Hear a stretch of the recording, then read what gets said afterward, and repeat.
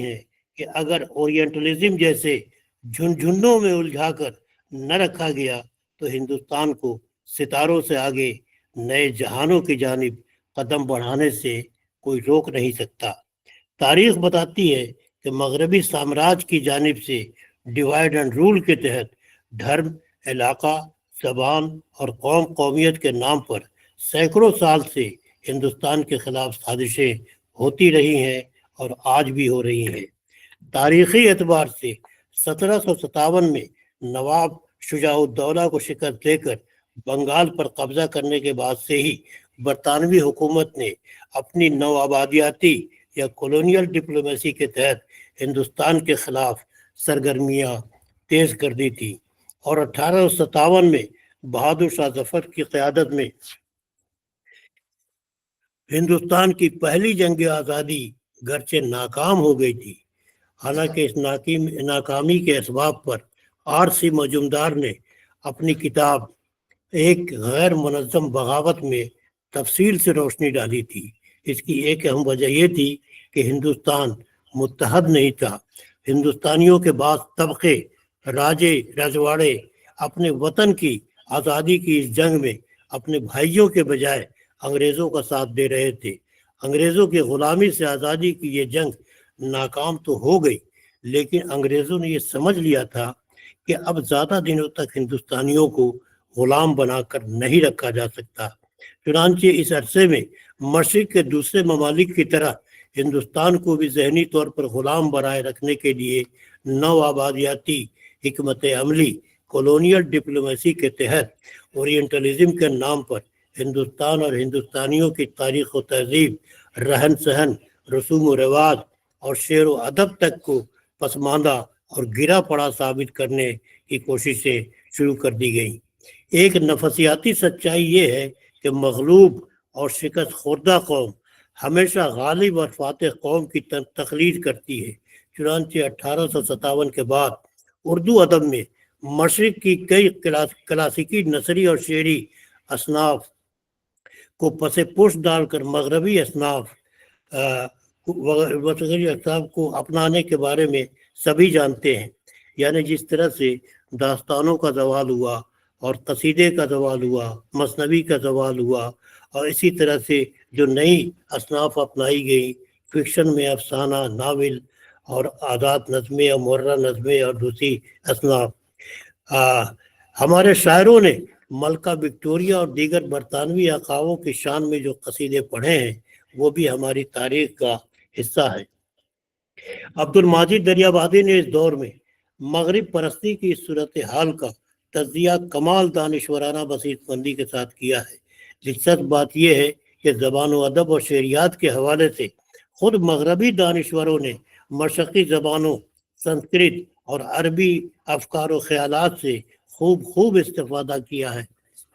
مثال کے طور پر مشہور لسانی نظریہ ساز سوشیر کے بارے میں گوپی چند نارنگ نے ساختیات پس ساختیات اور مشرقی ساختیات میں لکھا ہے کہ سوشیر سنسکرت جانتا تھا اور اس کے بہت سارے افکار و نظریات پر سنسکرت عالم پانینی کے اشٹ ادھیائے اور آنند وردھن کی تصنیف دھونیا لوک وغیرہ کے اثرات ہیں۔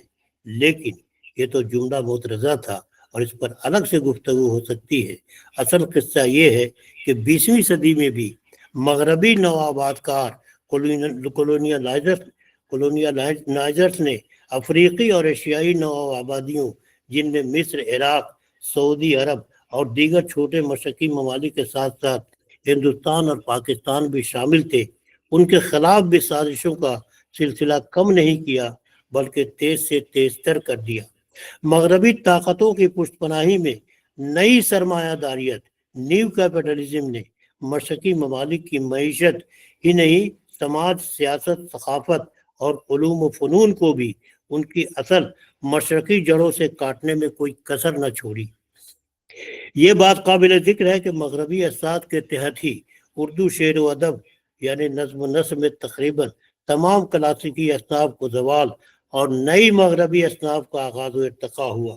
مارکسی مفکر فریڈرک جیمسن نے اپنی کتاب the cultural logic of late capitalism میں تسلیم کیا ہے کہ نئی سرمایہ داریت کی ہمہ جہت سرگرمیوں نے، جن میں ذرائع ابلاغ میڈیا کی خاص اہمیت ہے، مشرقی ایشیائی ممالک کے سماجی، سیاسی اور معاشی حالات کو اس قدر تشویشناک حد تک زیر و زبر کر دیا تھا کہ ترقی، وکاس اور جدید کاری کے نام پر مشرقی ممالک زندگی کے ہر شعبہ میں اپنے مسلمہ اقدار اور روایات سے اکھڑتے چلے گئے۔ مغربی طاقتوں نے اورینٹلزم کے نام پر افریقی اور عرب ممالک ہی نہیں، افغانستان، ہندوستان اور پاکستان سمیت پوری مشرقی دنیا میں اپنی مرضی کی سیاست اور حکومت، معیشت اور ثقافت کے علاوہ اپنے مزاج کے موافق علمی اور ادبی فضا کی تشکیل میں بھی اہم کردار ادا کیا۔ ہر شخص جانتا ہے کہ سوویت روس کو ہتھیاروں کے ذریعے نہیں بلکہ میڈیا کے سہارے ہی توڑا گیا تھا۔ عراق تباہ ہوا اور پاکستان کے دو ٹکڑے ہوئے۔ سوویت روس میں پیرسترائکا اور گلاسنوسٹ کی تحریکیں مغربی سرمایہ دار طاقتوں کی ایما پر ہی شروع ہوئی تھی۔ بعض مبصرین کے مطابق پاکستان اور بنگلہ دیش میں آج جو کچھ ہو رہا ہے اور ہندوستان میں دھرم کے نام پر نفرت کی جو راجنیتی چل رہی ہے، یہ بھی انگریزوں کے بوئے ہوئے پھوٹ ڈالو اور راج کرو کے بیچ کا پودا ہے۔ سرمایہ داروں کے اختیار والی میڈیا، ریڈیو، ٹی وی اور اخبارات اور رسائل ایک طرف تو مشرقی ممالک کو موج مستی، فحاشی اور بلحوثی کی ترغیب دیتے رہتے ہیں، اور دوسری طرف مختلف ملکوں، قوموں اور فرقوں کو مذہب، کلچر، زبان، علاقہ اور عقیدہ، آستھا، کسی بھی نام سے ایک دوسرے سے نفرت، دشمنی اور جنگ و جدال میں مبتلا رکھنے کی سازشیں بھی کرتی رہتی ہیں۔ امریکہ اور یورپ اور مغرب کے دیگر ممالک مشرقی ملکوں میں، جن میں ترکی، مصر اور ہندوستان، پاکستان کے علاوہ مکہ اور مدینہ جیسی مقدس سرزمین والے ملک سعودی عرب بھی شامل ہے، ان میں مغرب پرست حکمراں اپنے مغربی آقاؤں کی ایما پر ایسی مغربی تہذیب، ویسٹرن کلچر کو فروغ دے رہے ہیں جس کا ایک رخ جنس پرستی اور اخلاقی بے روی کا ہے، اور دوسرا رخ تشدد، ظلم و بربریت کا۔ مشرق وسطیٰ میں اسرائیل، فلسطین، ایران، لبنان میں قتل و غارت گری کا سلسلہ آج بھی جاری ہے۔ کئی دہائیوں سے مغربی طاقتوں کی جانب سے مشرقی ملکوں کو یہ کھلی پیشکش کی جاتی رہی ہے کہ عیش و عشرت اور جنگ و جدال کے سارے سامان ادھار پر ہم فراہم کریں گے، ہمیں صرف اپنی مرضی کے مطابق حکومت اور معیشت چلانے کی آزادی چاہیے۔ دراصل مغربی سرمایہ دار قوتیں فلسطین، لبنان اور ایران کی طرح کسی بھی ملک معاشرہ میں جب چاہیں قہر ڈھا سکتی ہیں، وہ بھی اس انداز میں کہ مقررہ دن اور وقت پر پوری دنیا ٹیلی ویژن پر کرکٹ میچ کی طرح ان کے ڈرون اور میزائلوں کی آتش بازیوں کا نظارہ کر سکے۔ اسرائیل کے ہاتھوں 50,000 سے زیادہ فلسطینیوں کے قتل عام کے پیچھے کن مغربی قوتوں کا ہاتھ ہے، دنیا جانتی ہے۔ سعودی عرب اور دیگر خلیجی ممالک کے تیل کے ذخائر پر مغربی ممالک کی ٹیڑھی نظریں ٹکی ہوئی ہیں۔ یہی وجہ ہے کہ یہ دولت مند مشرقی اسلامی ممالک مغرب کے ناجائز سیاسی اور ثقافتی دراندازیوں کے خلاف احتجاج کرنے کے بجائے خود کو مغربی رنگ میں رنگنے میں ہی عافیت محسوس کر رہے ہیں۔ دبئی، قطر اور دوحہ کو تو چھوڑیے کہ یہ ممالک انٹرنیشنل جوا خانے اور کعبہ خانے بن چکے ہیں۔ سعودی عرب کے شہر ریاض میں بھی مبینہ طور پر کلب اور شراب خانے تک کھولے جا رہے ہیں، اور موجودہ حکمرانوں کی سرپرستی میں رقص و سرود کی محفلیں بھی سجائی جا رہی ہیں۔ ان میں ہندوستان سمیت دنیا بھر کے ناچنے گانے والوں کو بھاری معاوضے دے کر شریک بزم کیا جاتا ہے۔ ایسی محفلوں میں جنس پرستی اور بلحوثی کا جو کھلا کھیل فروخ آبادی ہوتا ہے، اس کی باتصویر آڈیو ویڈیو کی تشہیر دنیا بھر کے میڈیا میں ہوتی ہے۔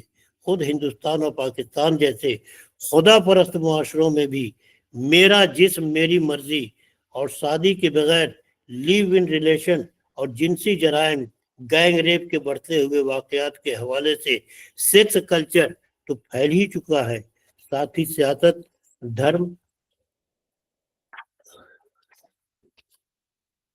اور آستھا کے علاوہ بلیک میلنگ اور فروتی کے لیے ہونے والے اغوا، قتل اور لنچنگ کے واقعات نے یہ بھی ثابت کر دیا ہے کہ اب اپنے وطن میں گن کلچر بھی اپنا وجود قائم کر چکا ہے، اور نتیجہ یہی نکلتا ہے کہ یہ سب اپنی مشرقی روایات و اقدار سے انحراف اور مغربی تہذیب و ثقافت کی تقلید یعنی اورینٹلزم کی تقلید کے سبب بھی ہو رہا ہے، جس کی جڑیں مغرب کی پوسٹ کولونیلزم کی پیداوار اورینٹلزم میں ہی پیوست ہے۔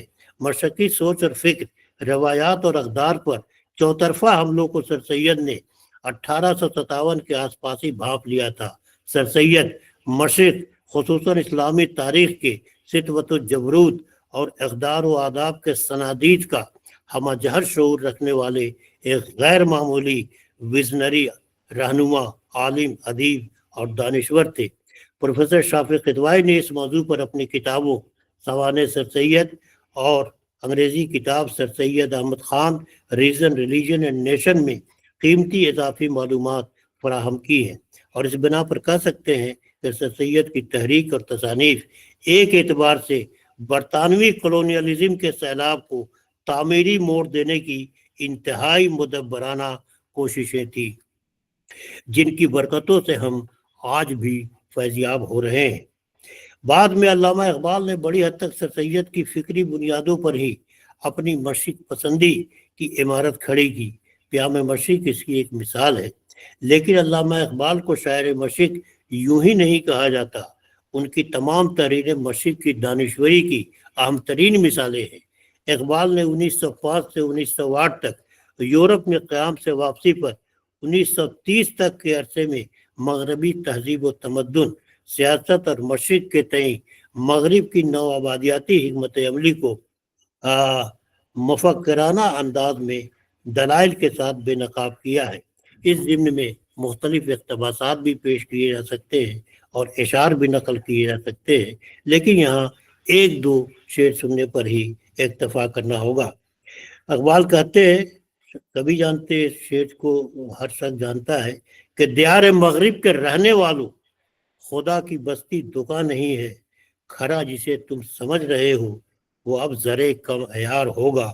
تمہاری تہذیب اپنے خنجر سے آپ خودکشی کرے گی، جو شاخ نازک پہ آشیانہ بنے گا ناپائیدار ہوگا۔ اقبال کے یہاں خودی، عقل و عشق، سرمایہ و محنت، سیاست، امامت، مرد کامل، شاہین، تہذیب و ثقافت، آمریت و جمہوریت اور فقر و غنا وغیرہ سے متعلق نظریات پر غور کریں تو اندازہ ہوگا کہ ان کا مقصد مشرقی اقوام کی بیداری اور ان کی فعالیت ہی ہے۔ اقبال کے ان تصورات کے آئینے میں جنگ عظیم کے بعد عالمی سطح پر اور خاص طور پر ایشیائی ممالک میں پیدا ہونے والے معاشرتی و ثقافتی بحران، کنزیومرزم، سماجی و سیاسی انتشار کو دیکھا جا سکتا ہے۔ ترقی پسند تحریک سے لے کر مابعد جدید فکریات تک میں اقبال کے فکر و نظر کی باشگشت کوئی بھی بالغ نظر شخص سن سکتا ہے، دیکھ سکتا ہے۔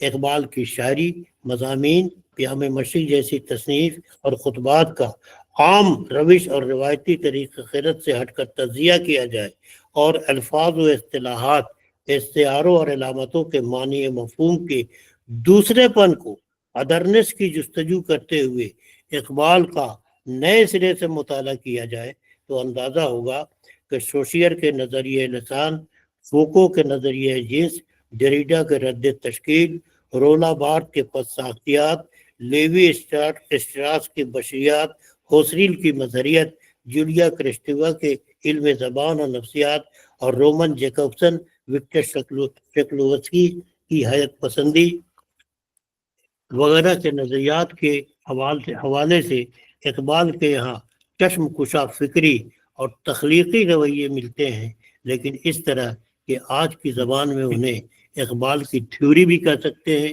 اور اینٹی تھیوری بھی۔ لیکن بہرحال اقبال کا مقصد مشرق اور مشرقی اقوام کو مغرب کی جانب سے لادے ہوئے احساس کمتری کے گرداب سے نکالنا اور ہر انتشار اور بحران کا سامنا کرنے کے لیے مشرقی اقوام کی ذہن سازی کرنا تھا۔ اقبال اپنے اس مقصد میں کتنے کامیاب رہے یہ ایک الگ موضوع ہے، لیکن اتنی بات تو ماننی ہوگی کہ اورینٹلزم کے نام سے مغرب نے جس نوآبادیاتی نظام کا جال بنا تھا، اقبال نے اس نوآبادیاتی نظام کے رگوں میں نشتر بھی اتارا اور نوآبادیاتی نظام کا شکار ہونے والوں کے زخموں پر مرہم بھی لگایا۔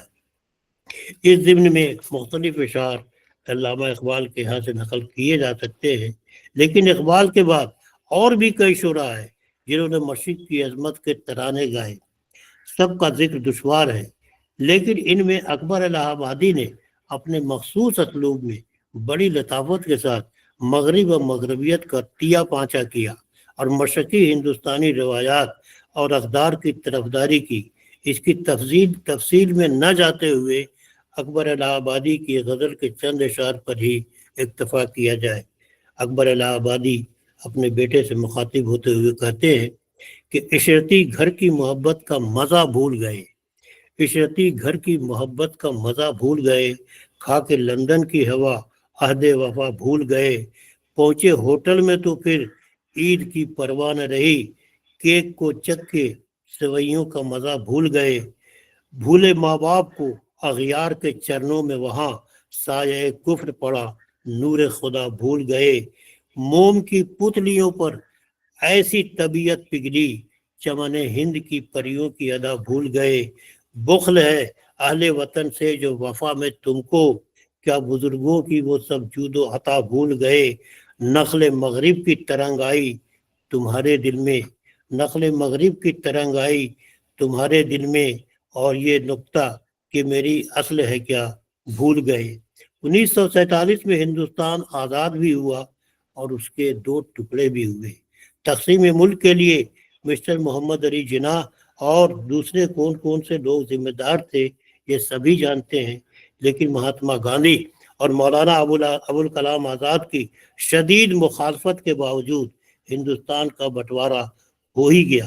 اس بٹوارے میں لارڈ ماؤنٹ بیٹن نے کتنا گھناؤنا کردار ادا کیا، اس کی تفصیل بھی اب جسونت سنگھ کی کتاب جناح تقسیم سے آزادی تک کے علاوہ اور بھی کئی کتابوں میں سامنے آ چکی ہے۔ یہاں ایک بات یاد رکھنے کی ہے کہ آزادی کی دلہن لہو لہان آبرو باختہ ہو کر بر صغیر آئی تھی، اور اس دلہن کے چاہنے والوں نے آپس میں ہی لوٹ مار، قتل و غارت گری اور آتش زنی کا جو وحشیانہ بازار گرم کیا، اس کا اندازہ کرش چند کے ہم وحشی ہیں منٹو کے سیاہ حاشیے اور کھول دو کے علاوہ شوکت صدیقی کے خدا کی بستی، عبداللہ حسین کے ناول اداس نسلیں وغیرہ سے بخوبی لگایا جا سکتا ہے۔ اور یہ تاثر سامنے آتا ہے کہ دو قومی نظریہ، ٹو نیشن تھیوری کے فروغ، مسلم لیگ کے قیام، تقسیم ملک کے فسادات اور قتل و غارت گری اور ہجرت کے پیچھے بھی بالواسطہ یا بلا واسطہ برطانوی حکومت کی کولونیل حکمت عملی کا بھی ہاتھ رہا ہے۔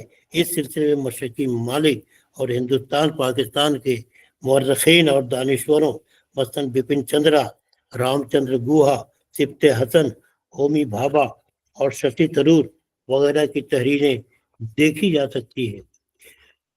لیکن 1978 میں 1978 میں ایڈورڈ سعید کی کتاب اورینٹلزم کی اشاعت کے بعد سے مشرق اور مشرقی تاریخ و تمدن، سماج، ثقافت اور زبان و ادب کے بارے میں مغربی دنیا کی خوش فہمیوں، منفی مفروضات اور پروپیگنڈوں کو رد کرنے کے سلسلے میں جو نئی تحقیقات کا سلسلہ شروع ہوا، نومبر 1936 میں یروشلم میں پیدا ہونے والے فلسطینی عیسائی ادیب ایڈورڈ سعید نے اپنی پوری زندگی کولمبیا یونیورسٹی میں درس و تدریس اور تصنیف و تعریف میں گزاری۔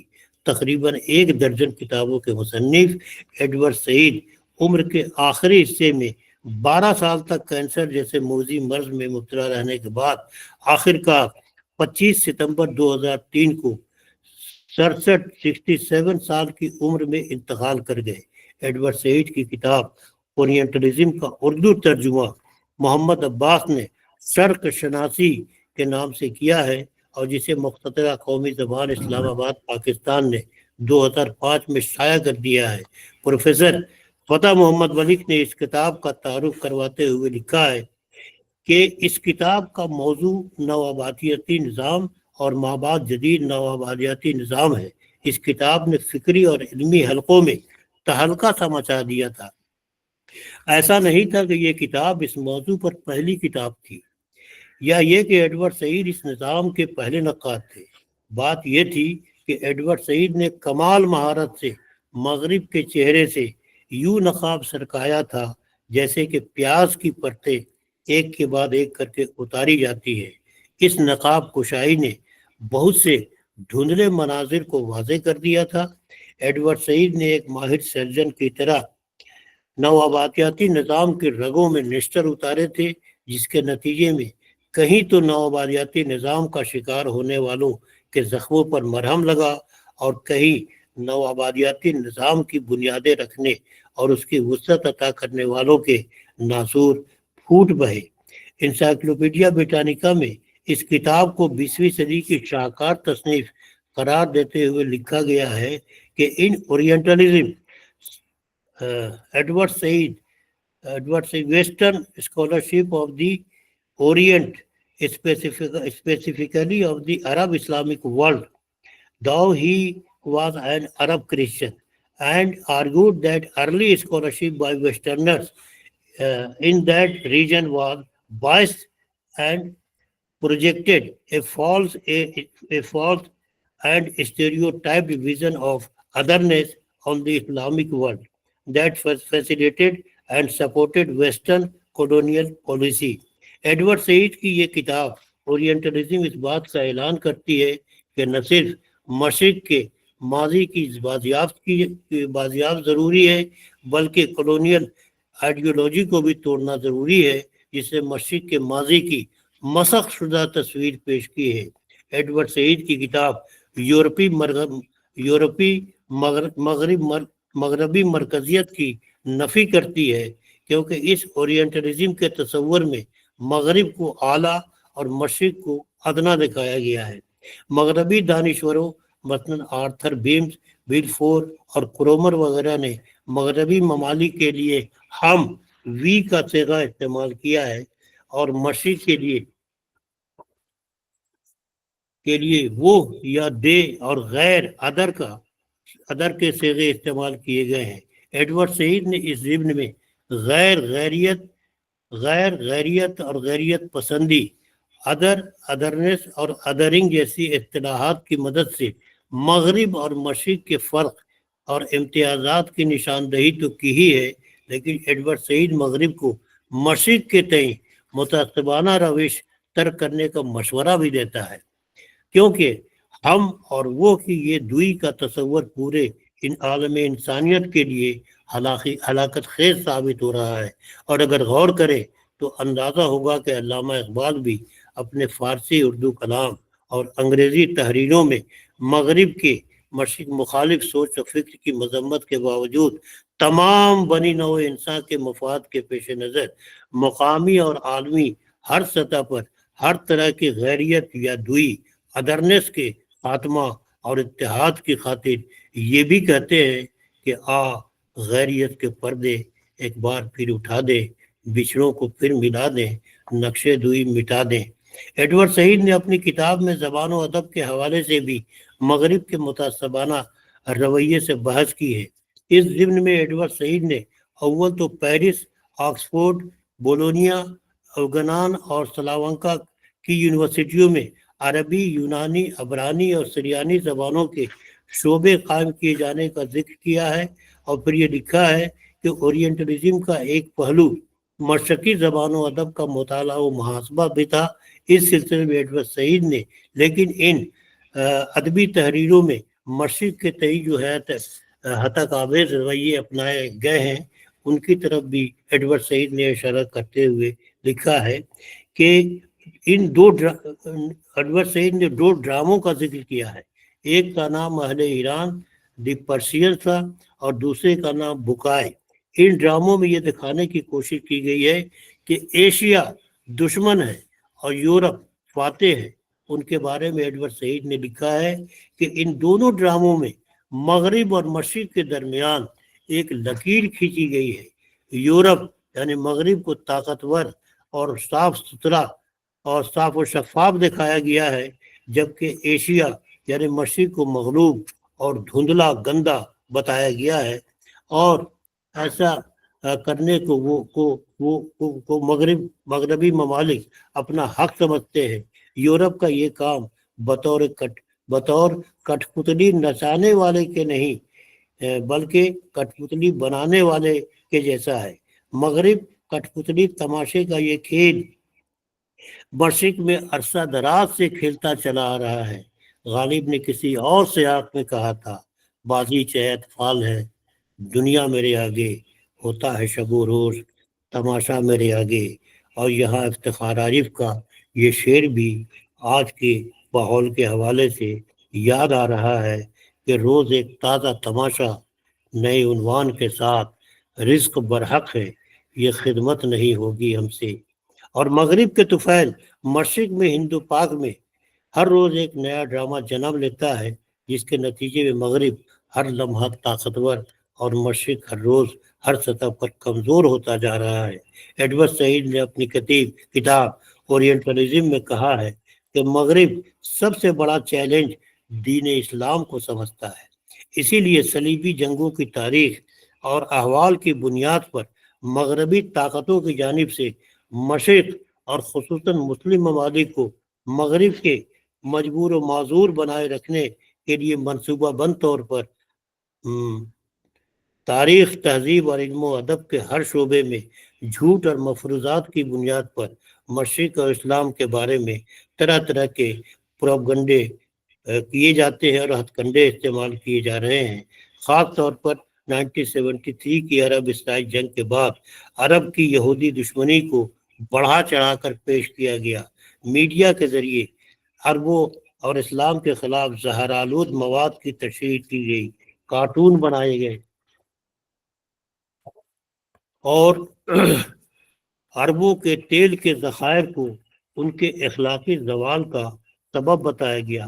ایڈور سعید نے بڑی غیر جانبداری سے یہ بھی لکھا ہے کہ مغرب نے جس ذریعہ سے علم حاصل کیا وہ اسلام تھا، لیکن اہل مغرب کے دل میں مشرق کے لیے اہل مغرب کے دل میں اسلام کے لیے احترام کے بجائے ضد، ڈر اور خوف گھر کر لیا ہے.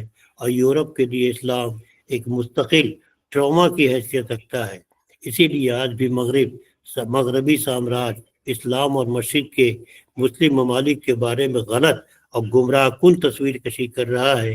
یہ دوسری بات ہے کہ خود کئی مسلم ممالک مغرب کو ایسا کرنے کے لیے راہ ہموار کر رہے ہیں. بہرحال ایڈور سعید کی شاہکار تصنیف اورینٹلزم نے مشرق سے متعلق مغرب کے منفی مفروضات اور ہتھ کنڈوں کو رد کرتے ہوئے مشرق کی عظمت کی جو زندہ تصویریں پیش کی ہے، اس کا اعتراف مشرقی زبانوں کے تمام دانشوروں نے کی ہے. اور دراصل اورینٹلزم ایک پیغام ہے جس میں یہ بات چھپی ہوئی ہے کہ مشرق کو اب بیدار ہو جانا چاہیے اور آگے بڑھ کر ستاروں سے آگے جہاں اور بھی ہیں کی جانب اپنے سفر کو تیز کرنا چاہیے. بہت بہت شکریہ.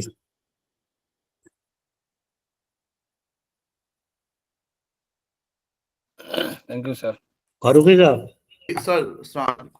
سر اب کوشچن لے لیں. جی جی جی. السلام علیکم سر. السلام علیکم. جی وعلیکم. سر ڈاکٹر نظر الاسلام بول رہا ہوں ڈپارٹمنٹ آف اسلامک اسٹڈیز سے. جی جی. بہت ہی ایکسپینسو لیکچر اور کافی پینس ٹیکنگ لیکچر آپ نے دیا ہے، اس کے لیے بہت بہت شکریہ. شکریہ. اور کافی اچھی تصویر کھینچی ہے آپ نے اورینٹلزم کی. میرا تھوڑا سا انٹرسٹ رہا اورینٹلزم میں ڈیورنگ میں ریسرچ، کیونکہ میں Huntington's theory of clash of civilizations پہ کام کر رہا تھا اپنے پی ایچ ڈی میں. جی. تو اس میں اسلام اور ویسٹ کا جو پہلو ہے وہ ٹچ ہوتا ہے، تو اٹ ٹچ مائی نرو. اور اس میں سے خاص طور پر سر آپ کا کیا خیال ہے، کبھی یہ جیسے مارک تیوان نے کہا ہے کہ east is east and west is west, never the twain shall meet. جی کبھی بھی آپ کو لگتا ہے سر کہ آج کل کا دور جو ہے یہ اب ڈائلاگ کا دور ہے، اور اس میں کافی حد تک ایسٹ اور ویسٹ کو یا اسلام اینڈ ویسٹ کو ڈائلاگ کے لیے آنا چاہیے، اور جو پرانی چیزیں ہیں ان کو we need to not to forget but at least to forgive the history now. اور ایک تو یہ چیز ہے، دوسری یہ چیز کہ مسلمانوں یا ایسٹرن کنٹریز جتنے بھی ہے ان جی میں اپنے بھی کافی زیادہ کوتاہیاں ہیں، جس کی وجہ سے جو ہے ہم سارے کے سارے الزام ویسٹ پہ ہی لگاتے ہیں. جی جیسے ہماری یہاں کرپشن بہت زیادہ ہے، انڈسپلن بہت زیادہ ہے، اس میں کوئی شک نہیں ہے کہ کرپشن اور انڈسپلن کو ہم مغربی چال نہیں سمجھ سکتے ہیں. کہیں نہ کہیں ہمیں اپنے آپ کو بھی اکاؤنٹیبل ٹھہرانا ہوگا. بس جی، شکریہ جی، اتنا ہی. آپ کا کہنا بالکل صحیح ہے. دیکھیے مسئلہ یہ ہے کہ یہ اللہ کا احسان ہے کہ اسلام دنیا کا بہترین دین ہے، یہ ہمارا ایمان ہے. لیکن عملی طور پر مسلمان دنیا کی بدترین قوم ثابت ہو رہی ہے. یہ بھی کہیں نہ کہیں سننے میں اچھا نہیں لگتا ہے، کہنے میں اچھا نہیں لگتا ہے، لیکن عملاً ہم شاید یہی ثابت کر رہے ہیں. یہ آپ نے صحیح فرمایا کہ ہمارے بعض مسلم ممالک ان کو جو کرنا چاہیے تھا، جو کرنے کی وہ استطاعت اور قوت اور صلاحیت رکھتے تھے، وہ کر نہیں رہے. اور جہاں تک مغرب کی بات ہے، خود علامہ کے ہاں ایسے اشعار موجود ہیں جس میں انہوں نے مفاہمت اور مصالحت کی بات کہی ہے، ڈائلاگ کی بات کہی ہے. کیونکہ جو ترقی ہو رہی ہے، جو نئی ٹیکنالوجیکل تبدیلیاں آ رہی ہیں، ان کی جانب سے ہم آنکھیں بند کر کے نہیں رہ سکتے. تو لیکن بہت ساری چیزیں، جیسے مثال کے طور پر اسلام میں اجتہاد کی گنجائش، آپ زیادہ بہتر جانتے ہیں، اسلامک اسٹڈیز کے آپ استاد ہیں یا طالب علم ہیں، تو اجتہاد کے حوالے سے بہت ساری نئی چیزیں جو ہمارے سامنے آ رہی ہے، اس زمانے میں ایجاد ہو رہی ہے، اختراع ہو رہا ہے ان کے سلسلے میں ہمارا رویہ کیا ہونا چاہیے، اس پر ہم غور نہیں کر رہے ہیں. اسلامی ممالک میں اس کی طرف توجہ تقریباً نہیں دی جا رہی ہے. مصر میں کچھ کام ہو رہا ہے جدید علوم اور جدید سائنس کے حوالے سے، مصر میں کافی کتابیں لکھی جا رہی ہے. اور ہندوستان میں بھی بعض لوگ اس طرح سے لکھتے ہیں. مثال کے طور پر بالکل سامنے کی چیز ہے آرٹیفیشیل انٹیلیجنس. کتنے لوگ ہیں جو ان چیزوں سے واقف ہیں یا اس کے امکانات سے واقف ہیں، یا یہ سمجھتے ہیں کہ آرٹیفیشیل انٹیلیجنس سے ہم کس کس طرح کا کام لے سکتے ہیں. مثال کے طور پر اس کی بھی گنجائش ہے کہ آپ اردو میں باتیں کریں اور آپ کی باتیں 50 زبانوں میں پوری دنیا میں پھیل سکیں. آپ زیادہ بہتر جانتے ہوں گے. تو اس طرح کی ایک نہیں کئی چیزیں ہیں جن کو ہم اپنی ترقی کے لیے، اپنی فلاح کے لیے، اور جیسے کہا گیا نا کہ ابھی عشق کے امتحان اور بھی ہیں، تو ابھی تو ہم عرصہ امتحان میں ہیں. ہم نے اگر اپنا، جیسے علامہ کہتے ہیں کہ اپنا کھویا ہوا مقام حاصل کرنا ہے، تو اس طرح سے ذہنی طور پر ہمیں اپنی کارکردگی کا مظاہرہ کرنا پڑے گا. اور ہمارے اندر امکانات ہیں، لیکن ہماری رہنمائی نہیں ہے، ہمارے گائیڈنس نہیں ہے، ہمیں کہیں سے سپورٹ نہیں ہے. اس لیے آپ یہ دیکھیں گے کہ ہم اپنے آس پاس کے ماحول میں اگر دیکھیں، ہمارے یہاں ذہانت کی کمی نہیں ہے. کسی بھی یونیورسٹی میں چلی جائیے، علی گڑھ مسلم یونیورسٹی ہو یا JNU ہو یا دہلی ہو یا کہیں بھی، ایسے بچے نظر آئیں گے جن کے اندر بے پناہ صلاحیتیں ہیں، لیکن ان صلاحیتوں کو نکھار کر سامنے لانے کے ایونیوز نہیں ہیں. تو یہ چیز کرنا پڑے گا. اسی طرح سے آپ یہ دیکھیں گے، جیسے ہم نے کہا کہ جیسے دبئی ہے یا اور کئی مسلم ممالک ہیں، عملی طور پر یہ جوا خانہ بن چکے ہیں، عیاشی کے اڈے بن چکے ہیں. شاید یہ کہنا نہیں چاہیے، پتہ نہیں یہ غلط ہوگا کہنا اس طرح سے، لیکن عملاً ہم جو سنتے ہیں تو اس کی صورت یہی سامنے آتی ہے. اب سعودی عرب میں ریاض میں گانے بجانے کے پروگرام کیے جا رہے ہیں، اور بھی بہت ساری چیزیں ہیں جو آج کی ٹیکنالوجی کے حساب سے کیے جا سکتے ہیں. لیکن ان کی طرف توجہ تو ہو رہی ہے لیکن کم توجہ ہو رہی ہے. اس کی وجہ سے ہم اپنی دولت، اپنی صلاحیت، اپنی تعلیم کی بنیاد پر جس رفتار سے آگے بڑھ سکتے تھے اس رفتار سے آگے نہیں بڑھ پا رہے ہیں. جی اور کوئی سوال؟ السلام علیکم ورحمۃ اللہ وبرکاتہ. جی جی سر میں ڈاکٹر ابرار احمد، پونا کالج پونے. سر پونے- میرا سوال یہ ہے کہ عام طور سے یہ کہا جاتا ہے کہ شاعر یا ادیب اگر کسی ایک نظریے یا کسی ایک مذہب سے جڑ جاتا ہے تو اس کے جو تصورات، خیالات ہوتے ہیں وہ محدود ہوتے ہیں، اور عام طور پہ علامہ اقبال پہ یہ اعتراض یا الزام لگایا جاتا ہے کہ وہ ایک خاص مذہب کی آئیڈیالوجی کو فروغ دیتے ہیں، اور ان کی جو خودی ہے وہ خودی کا تصور آخر میں خودی کا سر نہا لا الہ الا اللہ، خودی ہے طے فساں لا الہ الا اللہ جی پہ آ جاتا ہے. تو جی اس کو آپ کس طرح سے واضح کریں گے جو ان پہ الزام لگتا ہے کہ وہ صرف ایک خاص مذہب یا ایک خاص آئیڈیالوجی کو جو ہے وہ پیش کرتے ہیں، باقی جو دوسرے لوگوں کے نظریات ہیں یا ان تمام چیزوں کے ان کے اندر وہ ساری چیزیں نہیں آ پا رہی ہیں؟ دیکھیے ایک بات تو یہ ہے کہ جن نظریاتی یا تنقیدی پیمانوں سے ہم میر غالب کو جانچتے ہیں، پرکھتے ہیں، انہی پیمانوں سے علامہ اقبال کے کلام کو، ان کی شاعری کو نہیں پرکھ سکتے. علامہ اقبال کی جو شاعری ہے یا جو تحریریں ہیں، شاعری کے لیے ایک الگ شعریات کی ضرورت ہے، اور ان کی جو نثری تحریریں ہیں ان کو دوسری سطح پر دیکھنے کی ضرورت ہے. جہاں تک علامہ اقبال کا اسلام سے تعلق کا سوال ہے تو انہوں نے ایک فارسی شعر میں خود ہی کہا ہے کہ اگر میرے کلام میں کہیں کوئی ایک لفظ بھی غیر از قرآن آ جائے تو مجھے روز قیامت حضور پاک کے قدموں کا بوسہ نصیب نہیں ہو.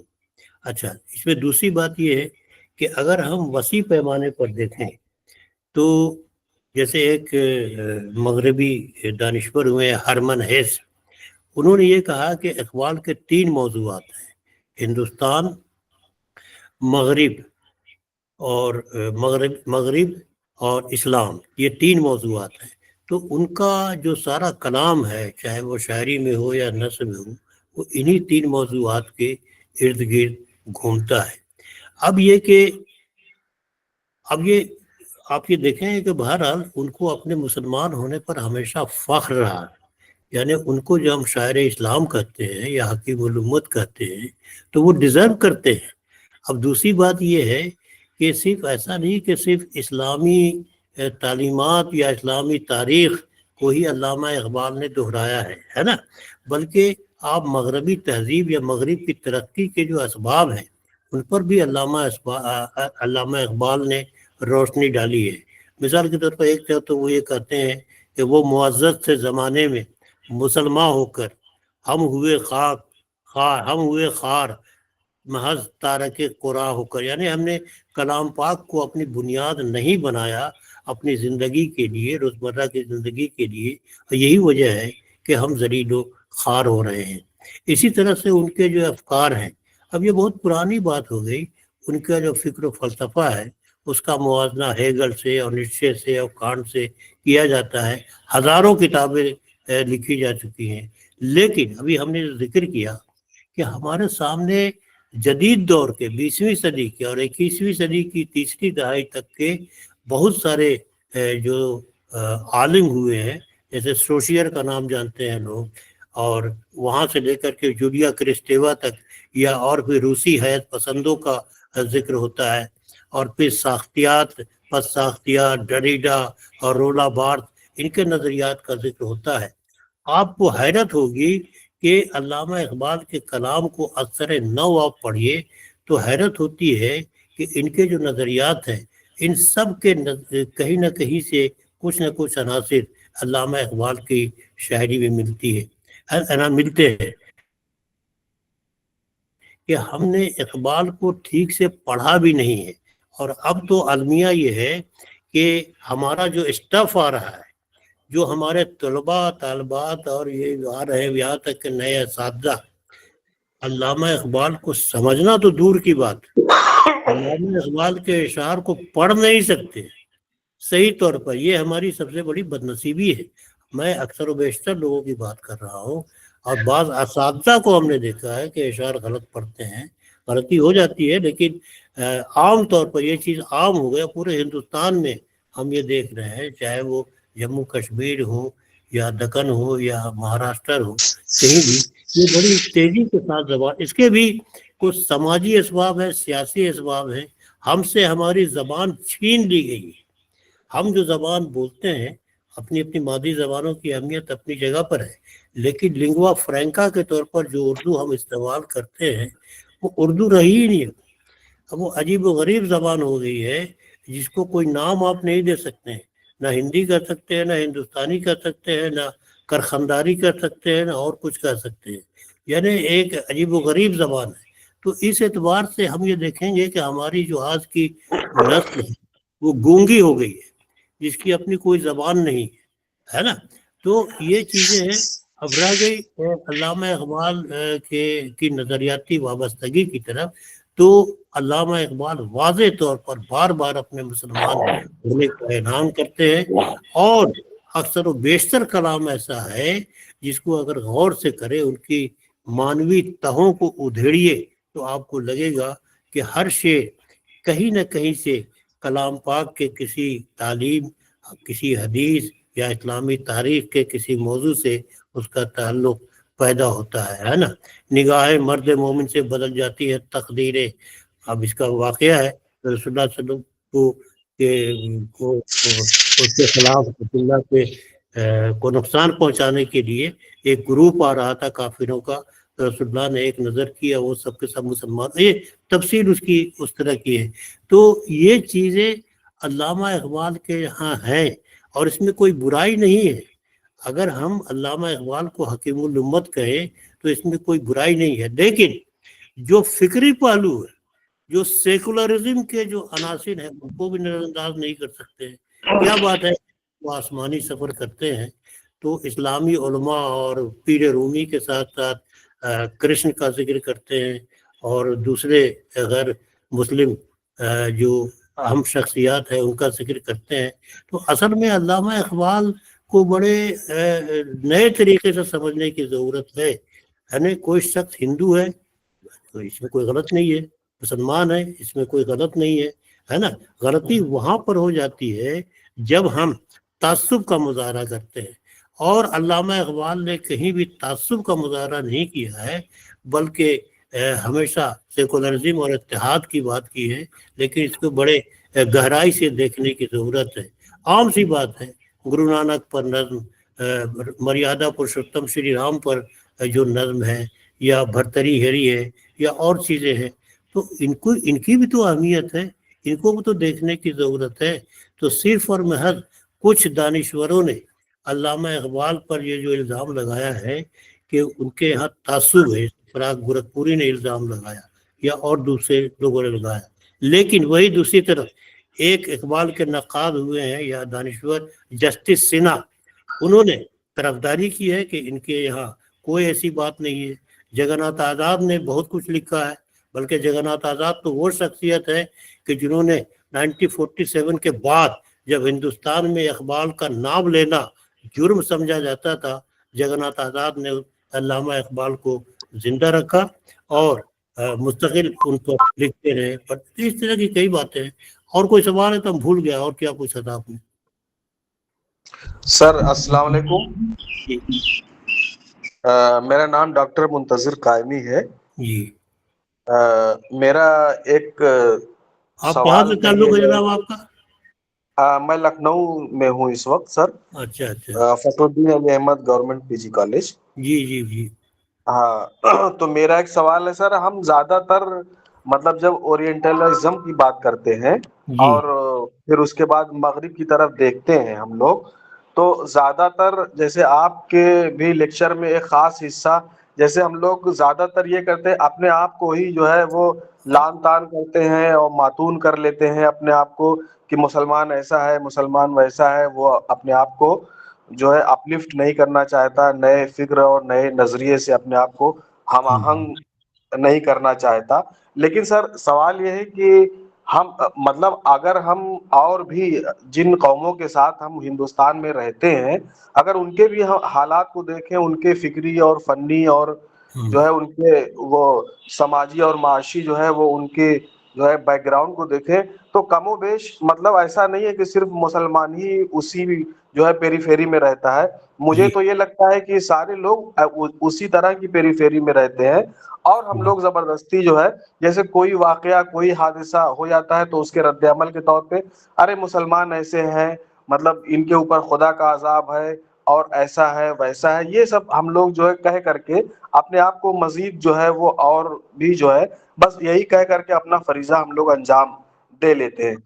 میرے خیال سے ایسا نہیں ہونا چاہیے، اس لیے کہ جو ہے کہ وہ تو ہر ایک قوم کے ساتھ اس طرح کا ہوتا ہے اور کچھ لوگ سوال اسی میں کہاں سے چلا ابھرتے گیا؟ ہیں، صحیح ہے صحیح ہے. کچھ لوگ اسی میں سے ابھرتے ہیں اور اچھا کام کرتے ہیں.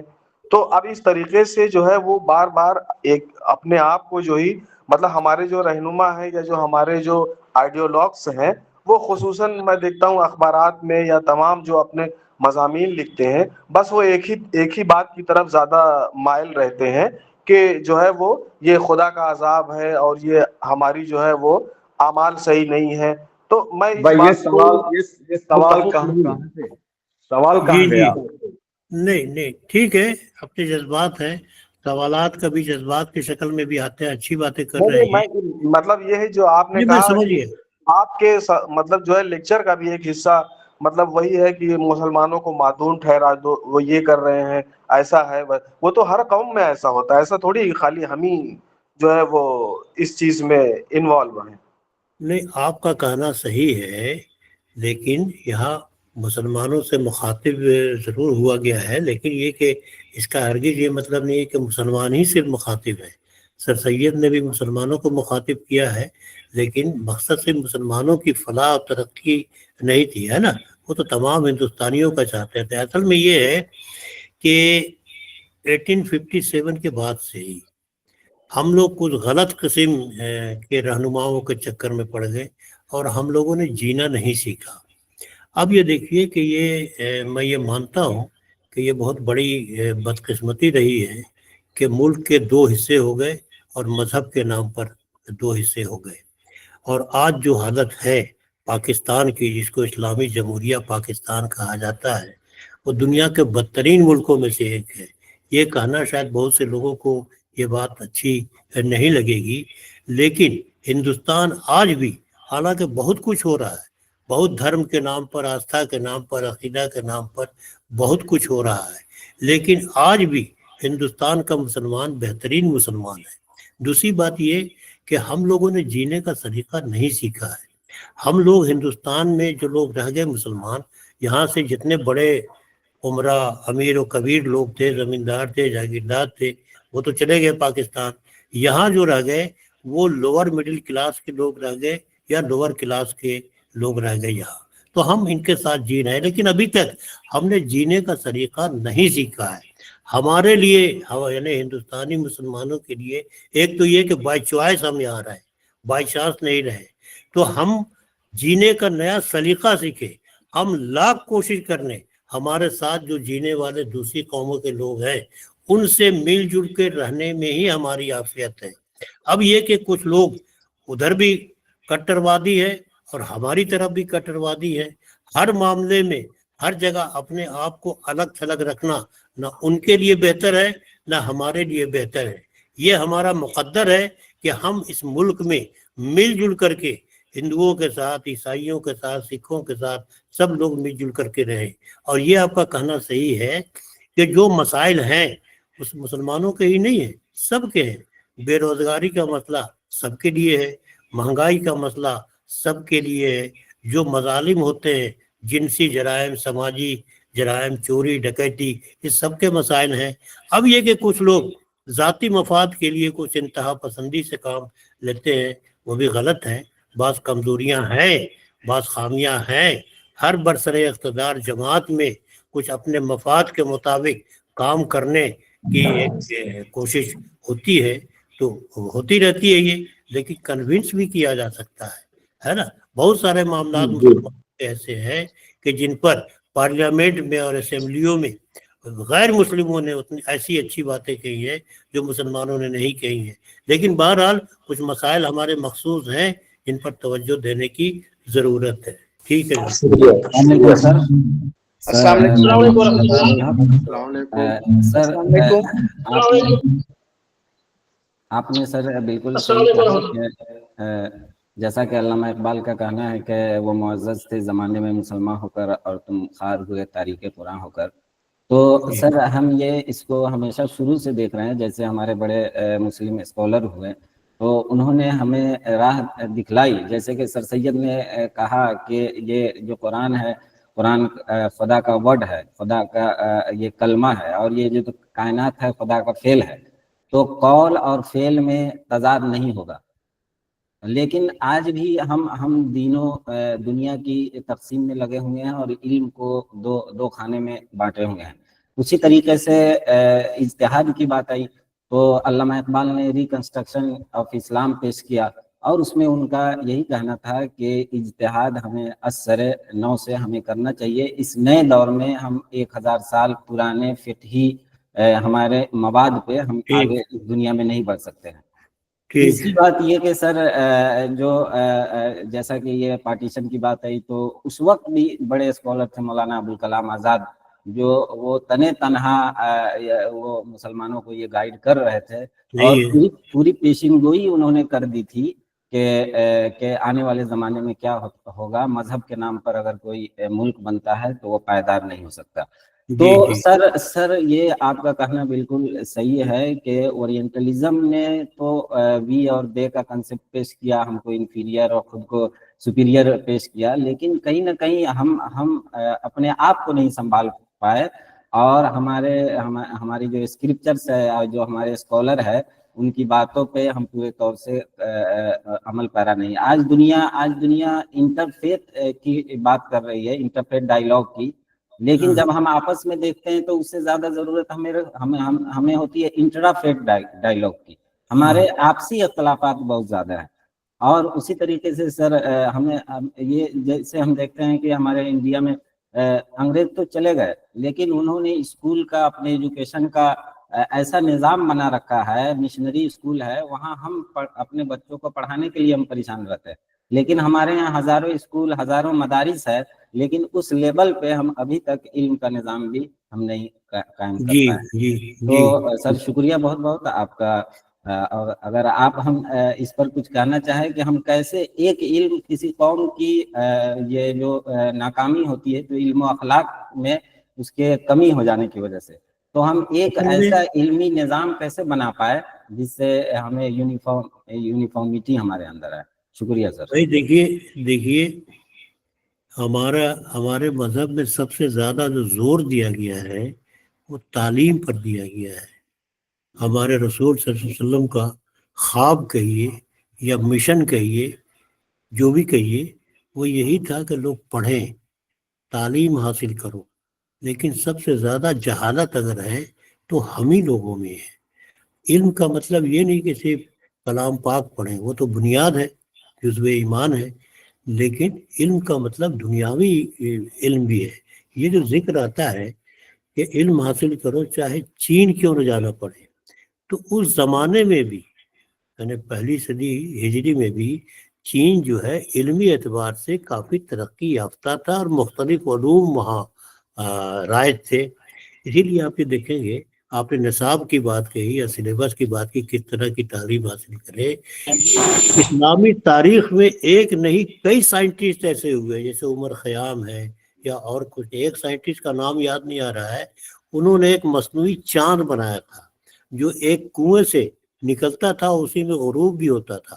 اسی طرح سے علم کیمیا کے حوالے سے، طبیعیات کے حوالے سے اس مسلمانوں کی ایسی ایجادیں ہیں کہ جن ایجادوں کو کی جو کتابیں تھیں، جو نسخے تھے، ان سب کو یا تو اسپین میں جلا دیا گیا یا بغداد کی لائبریریوں میں جو کتابیں تھیں وہ جلا دی گئیں.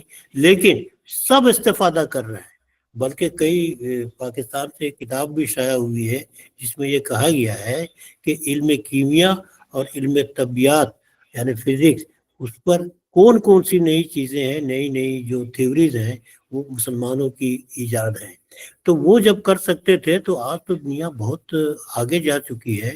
یعنی اب آپ گوگل سے جو معلومات چاہے وہ نکال سکتے ہیں، جس طرح کی چیزیں چاہیں نکال سکتے ہیں. یعنی ایک ذرہ کو بھی کئی ذروں میں تقسیم کر دیا گیا ہے، اس کا بھی علم ہے. تو اصل مقصد یہ ہے کہ ہم علم یعنی تعلیم، یعنی سر سید کو دیکھیے نا، سر سید کی پوری زندگی، پوری تحریک، پورا مشن صرف تعلیم کے لیے تھا، ہے نا. اور تعلیم جب تک نہیں ہو تب تک ہم ترقی نہیں کر سکتے ہیں. پھر دوسری بات یہ کہ ہم کو غلط لوگوں نے، جن کو ہم عالم دین سمجھتے ہیں یا جن کو علامہ نے دو رکعت کا امام کہا ہے، ان لوگوں نے ہمیں مذہب کو بھی ٹھیک سے نہیں سمجھایا ہے، اور ہم نے خود بھی سمجھنے کی کوشش نہیں کی ہے. ہم جمعہ کے روز چلے جاتے ہیں، خطبہ سن لیتے ہیں، نماز پڑھ لیتے ہیں، امام صاحب ہمارے کیا پڑھ رہے ہیں، کیا مطلب ہے، کوئی اس کو سمجھنے والا ہے نہیں، ہے نا. مسجد کو ہم نے صرف عبادت کی جگہ سمجھی، وہ تو ہے ہی ہے، وہ تو ہے ہی ہے. لیکن اس کے علاوہ مسجدوں میں اور کیا کیا باتیں، یعنی ہم جو جمعہ کو جمع ہوتے ہیں اس کا ایک مقصد یہ بھی ہوتا ہے کہ علاقے کے لوگ جمع ہو کر کے اپنے مسائل پر ڈسکشن کریں، اپنے مسائل پر غور کریں. یہ سب ہم لوگ کرتے نہیں ہیں، نماز پوری کی اور چلے گئے. تو یہ اصل میں بنیادی بات یہی ہے کہ ہم تعلیم کی طرف توجہ دیں، اور تعلیم ہر طرح کی جدید ترین تعلیم ہے، اس کی طرف توجہ دینے کی ہمیں ضرورت ہے، جو ہم نہیں کر رہے ہیں. مدرسوں میں اچھی بات ہے کہ ایسی بات نہیں ہے کہ پرانے زمانے میں بھی حکمت کی تعلیم دی جاتی تھی، فلسفے کی، منطق کی تعلیم دی جاتی تھی، کیمیا کی تعلیم دی جاتی تھی. آج اس کو دوسرے ناموں سے یاد کیا جاتا ہے نا. مدرسے پر بہت ساری بحثیں ہو رہی ہیں، بہت سارے الزامات لگائے جا رہے ہیں. تو مدرسہ تو ایک لفظ ہے نا عربی کا، جس کا ترجمہ آپ یونیورسٹی بھی کر سکتے ہیں اور ایجوکیشنل انسٹیٹیوشن بھی کر سکتے ہیں. تو تھوڑا سا اس کو ہم کیوں نہیں موڈیفائی کریں، ہم کیوں نہیں اپنے ماحول کے جو بڑے دولت مند لوگ ہیں، صاحب حیثیت لوگ ہیں، ان سے ریکویسٹ کریں کہ بھائی سب کچھ کرتے ہو، مدرسوں میں ایک ایک کمپیوٹر لا کر کے دے دو. کچھ کرو کہ ایک کمپیوٹر پڑھانے والا اور ٹیکنالوجی پڑھانے والا ہو. صرف مولوی اس کام کو نہیں کر سکتا ہے نا. اور بہت سارے مدرسوں کو سرکاری یعنی مدد بھی دی جاتی ہے، تو وہاں تو یہ چیز ہو سکتی ہے. تو ہم نے توجہ نہیں دی ہے. مدرسہ کا مطلب ہم لوگ سمجھتے ہیں مولوی، ہے نا. تو ایسی بات نہیں ہے، ایسی بات نہیں ہے. مدرسہ ہمارا ایجوکیشنل انسٹیٹیوشن ہے، اس کو دیکھنے کی ضرورت ہے. اور ایک بات ماننی پڑے گی کہ ہمارے یہاں جو کچھ بھی تھوڑی بہت مشرقی تہذیب زندہ ہے، مشرقی زبانیں زندہ ہیں، وہ ان مدرسوں کی وجہ سے ہے. یہ مدرسے اگر نہ رہیں تو ہماری وہ جڑیں بھی ختم ہو جائیں گی، سوکھ جائیں گی. جی جناب. اور السلام علیکم سر. چھوٹے چھوٹے میرا نام جمشید ہے. میں جی جناب. ہیلو، میرا جی نام جناب. جمشید ہے سر. آپ بولیے جمشید بھائی، آپ بات کریے. جی جی ہاں، بہت شکریہ. میں جمشید آپ کہاں سے بول ہوں. رہے ہیں؟ جو بھی بولے بتائیں ذرا، کہاں سے؟ پٹنہ میں سے بول جمشید رہا احمد ہوں. ہوں، ممبئی یونیورسٹی سے، شعبہ عربی ممبئی یونیورسٹی. ممبئی یونیورسٹی. جی سر، جی فرمائیں. جو عربی کی اصطلاح استشراق ہے اور ہاں اردو کی اصطلاح شرق شناسی ہے، کیا ان ہاں. دونوں میں کوئی ڈفرینس ہے یا ایک ہی چیز ہے جسے ہم دو نام نہیں دیتے ہیں؟ نہیں، اور اگر دیکھیے ڈفرینس نہیں ہے تو دونوں کو دائرۂ کار میں اتنا واضح فرق کیوں ہے؟ یہ سوال جو ہے نا لنگوسٹک کا ہے، اور عربی میں اس کو ایک باضابطہ علم ہے. اس کو اشتقاقیات کہتے ہیں. بڑا گاڑھا لفظ ہے یہ، ہے نا. کون جی سے لفظ سے کون سا لفظ بنا ہے؟ استشراق، مشرقیت، مشرق شناسی، یہ سارے الفاظ اس سے بنائے جا سکتے ہیں. تو یہ بہت گاڑی چیزیں ہیں، ہے نا. مطلب یہ کہ یہ جو اورینٹلزم ہے، اس کا مطلب ہی ہوتا ہے مشرق کے بارے میں لکھی گئی باتیں، چاہے وہ اچھی ہوں یا بری ہوں. تو اورینٹلزم میں زیادہ تر مشرق کے خلاف ہی باتیں کی گئی ہیں، اور اسی لیے ایڈورڈ سعید نے اور دوسرے لوگوں نے اپنی کتابوں میں اس چیز کا ذکر کیا ہے. آپ استشراق کر سکتے ہیں. جی جی جو مسئلہ ہے وہ یہ کہ جو ہماری شرق شناسی ہے اس کا دائرۂ کار بہت محدود ہے، ہاں اور استشراق یعنی اوریٹلزم جو عربی کا اوریٹلزم ہے اس کا دائرۂ کار بہت بڑا ہے. جی. تو جو یعنی جو ہم اس وقت بر صغیر میں استعمال کرتے ہیں شرق شناسی یا ایشیا میں استعمال کرتے ہیں، کیا وہ دونوں ایک دوسرے کے متبادل ہیں؟ اگر متبادل نہیں ہے تو ہم اسے اشتراک کیوں نہیں کہتے ہیں جو پہلے سے ایک پیٹ اصطلاح موجود ہے؟ نہیں دیکھیے نا اب بہت ساری باتیں ہیں، بہت ساری جو اصطلاحات ہیں ان کا ایک محدود علاقے میں استعمال ہوتا ہے، بہت ساری اصطلاحات ہیں جس کا اطلاق پوری دنیا پر، پورے یونیورس پر ہوتا ہے نا۔ اللہ تعالیٰ بھی خالق کائنات ہے نا، صرف ہندوستان یا پاکستان کا خالق نہیں ہے نا۔ اب یہ خالق کے معنی کیا ہے، اگر اس پر غور کریں تو اس کا یہ مطلب نہیں ہوگا کہ ہندوستانیوں کا خالق یا پاکستانیوں کا خالق یا مصر عرب کا خالق، یہ تو یعنی پوری کائنات کے لیے۔ اچھا خود لفظ کائنات کون سی دنیایں ہیں خدا بہتر جانتا ہے، کہاں ہے یہ بھی خدا بہتر جانتا ہے، ہم ان سے واقف نہیں ہیں۔ اب مثال کے طور پر جو نظام شمسی کے بارے میں پہلے یہ تصور تھا کہ ایک نظام شمسی ہے، اب یہ پتہ چلا کہ پتہ نہیں کتنے نظام شمسی ہے، اور نظام شمسی کا کس دنیا سے تعلق ہے، کہاں دنیا، یہ خدا ہی بہتر جانتا ہے، ہمارا علم محدود ہے نا۔ اچھا عربی کے بارے میں آپ نے کہا، عربی زبان اور سنسکرت زبان ان کو مدر آف آل لینگویجز کہا جاتا ہے نا۔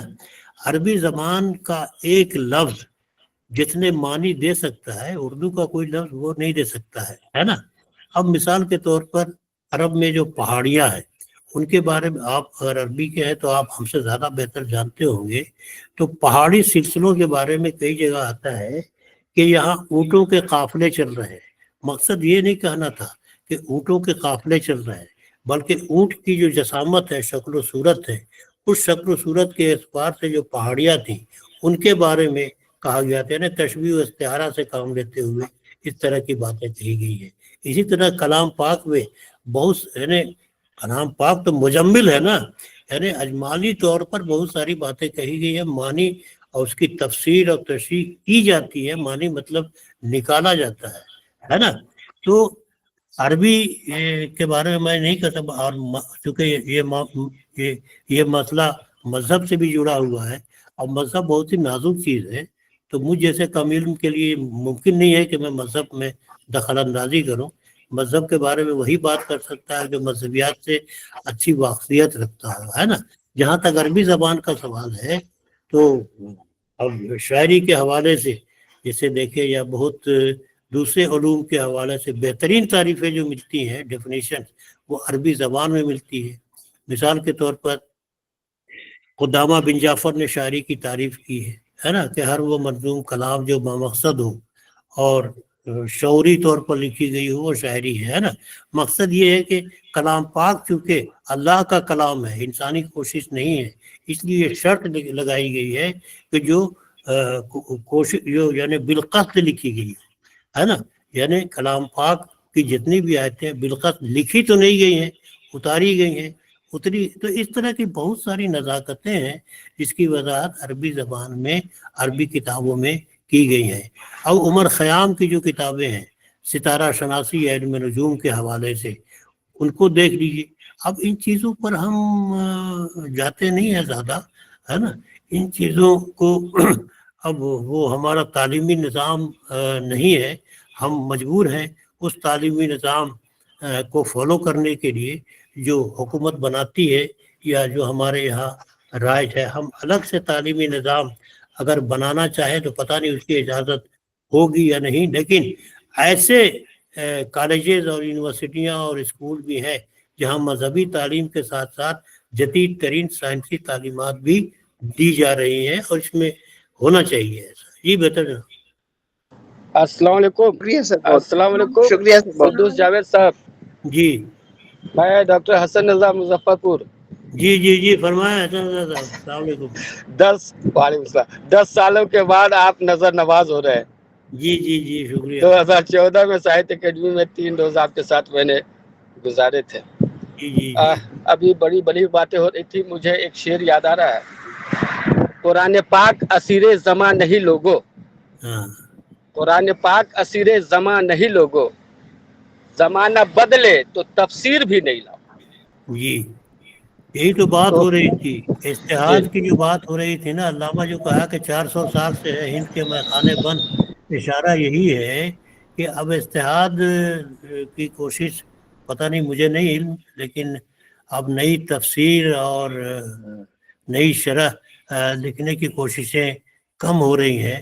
यानी कलाम पाक की शरहें तो बहुत लिखी गई हैं और लिखी जा रही हैं, हाशियों के साथ लिखी जा रही हैं, नोट्स के साथ लिखी जा रही हैं, बहुत सारी चीज़ें है ना, अंग्रेज़ी में भी और दुनिया की हर ज़बान में शरहें लिखी जा रही हैं।